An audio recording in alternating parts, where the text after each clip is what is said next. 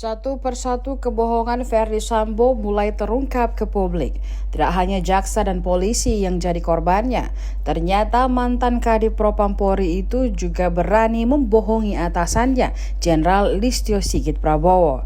Hal tersebut diungkapkan langsung terdakwa Barada Richard Eliezer atau Baradae dalam persidangan.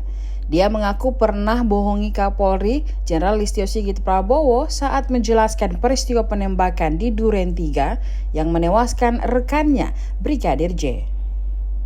Kata Eliezer, ia disuruh Verdi Sambo untuk berbohong kepada orang 01 kepolisian Indonesia itu.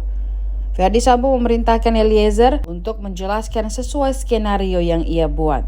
Dikutip dari tribunnews.com, hal ini disampaikan Baradae saat menjadi saksi perkara pembunuhan berencana Brigadir J atas terdakwa Ricky Rizal dan Kuat Ma'ruf di Pengadilan Negeri Jakarta Selatan pada Rabu 30 November 2022. Seperti diketahui, usai peristiwa di Duren 3, Baradae dipanggil menghadap ke Kapolri Sigit untuk memberikan keterangan. Kala itu, Baradae bertemu dengan Verdi Sambo di depan ruangan Kapolri Sigit sebelum masuk ke ruangan. Ia langsung dipeluk dan dibisiki Verdi Sambo agar menjelaskan kepada Kapolri sesuai skenarionya.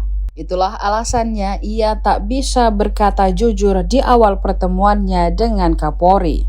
Beruntungnya, Baradae bisa berkata jujur soal kebenaran kasus kematian Brigadir J kepada Kapolri setelah pertemuan kedua.